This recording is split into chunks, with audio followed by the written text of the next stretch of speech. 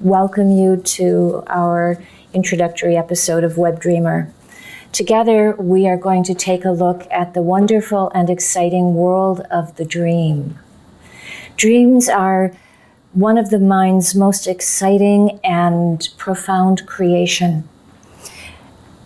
Dreams are portals into the unconscious mind, and they are the main way we access the rich and wonderful reservoir of material that we store in our unconscious minds.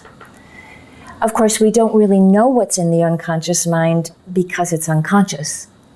But the dream is our greatest tool and most prolific tool for understanding what it is that we have going on deep within ourselves.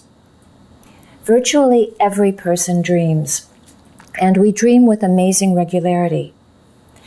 In fact, dreaming seems to be a necessary physiological as well as psychological function. Sleep deprivation is a known tool of torture, and it is now believed that the most harmful aspect of sleep deprivation is, in fact, dream deprivation.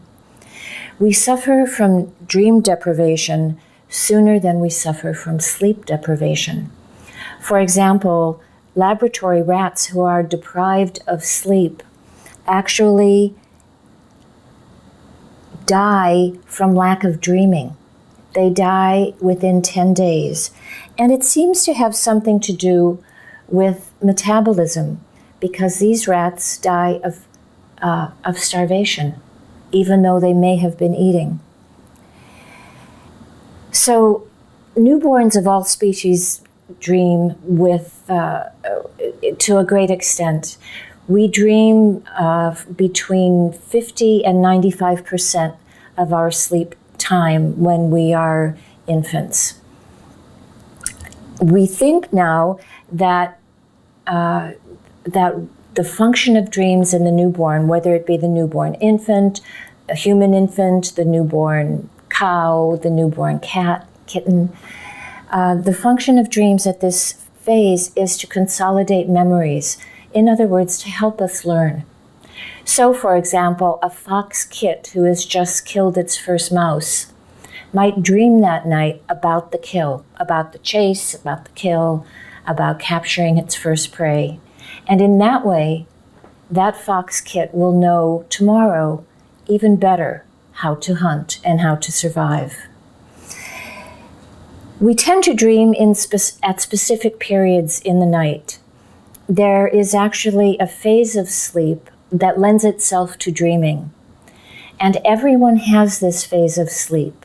So dreaming really is universal, even though many people say they don't dream. Really, people do dream, and they may not remember their dreams. The body has built into it a specific phase of the sleep cycle during which dreams occur. This phase is known as REM sleep, REM, which stands for rapid eye movement. And it's called that because when we are dreaming, our eyes dart back and forth, and it looks like our eyes are moving under the eyelids.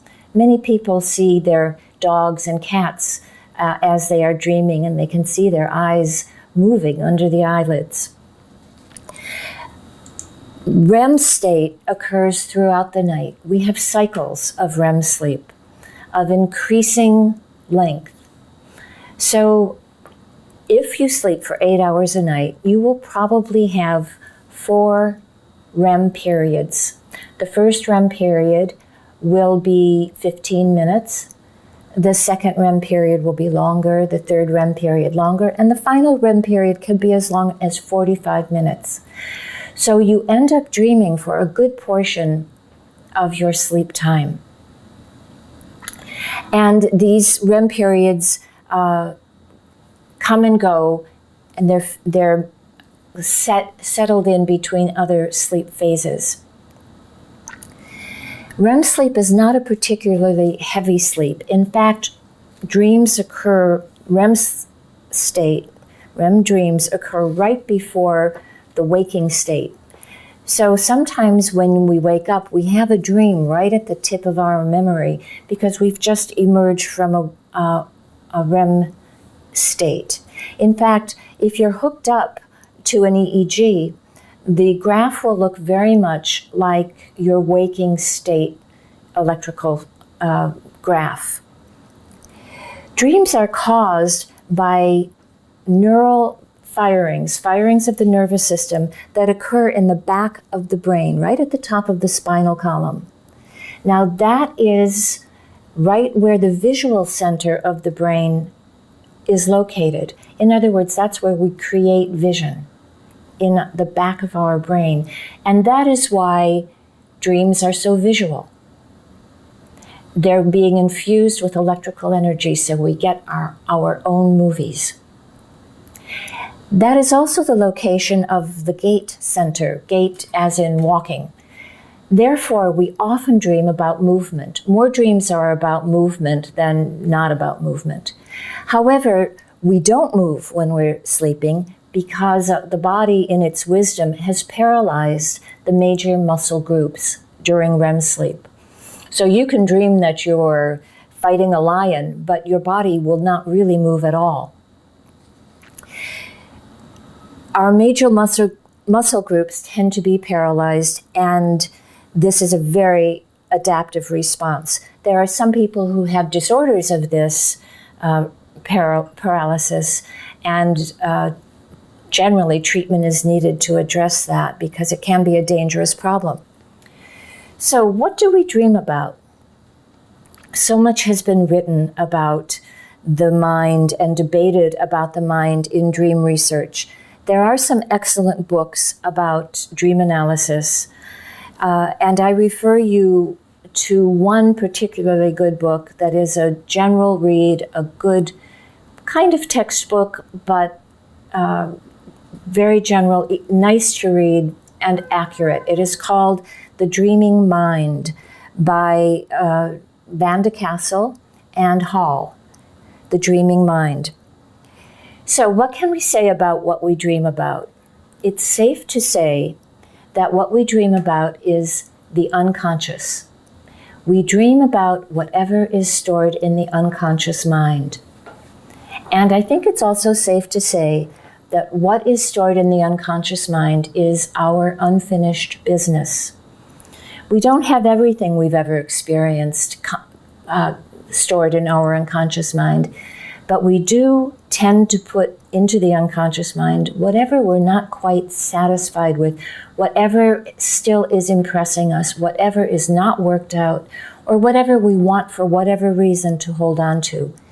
And this is what comes up during our dream state.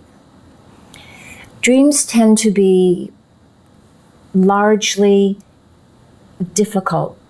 2/3 of all dreams are conflictual, anxious, sad, or in other words, the mind's attempt to deal with unfinished business that has these feeling states involved.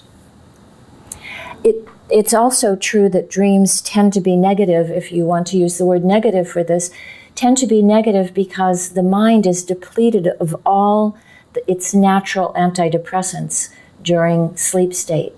So all of the serotonin, dopamine, and other feel-good chemicals that we naturally produce go offline at night. And because they go offline, we crank out some pretty difficult dreams sometimes. But that makes sense, and it also gives us a chance to take a look at what is unfinished business within our system. Often there's some kind of conflict. Anxiety, perhaps, longing, questioning, emotion of some sort, or some unfinished business surrounding the contents of the emotional mind. So if you are dreaming about something, it means probably that there's something there that wants to be looked at, that it is your deeper mind sending you a telegram, for example, to take a look at what is being talked about. It is not always accurate, however. The dreams are visual representations of something that we want to look at, but they're not necessarily truthful. So if you are dreaming, for example, about an ocean voyage, it doesn't mean you have unfinished business about an ocean voyage. It might very well mean that there's something that your mind is trying to work on that is represented by an ocean voyage. For example, maybe you're starting to take a look at some deeper emotional material within yourself, and that can be symbolized by an ocean voyage. We'll be looking at symbols as we go through this work on dreams together, and we'll be able to understand more and more what the common symbols are and what we tend to use to represent the most common aspects of our life's experience. And we'll be looking at many more aspects of the dream together. I invite you to send me your dreams. I would love to respond to you in this way, and I will be happy to address your dreams, or I'd be happy to address your dreams via email privately. Please send your dreams to me at webdreamer1@gmail.com. Thanks for checking in today with WebDreamer. I'm Patricia Simcoe.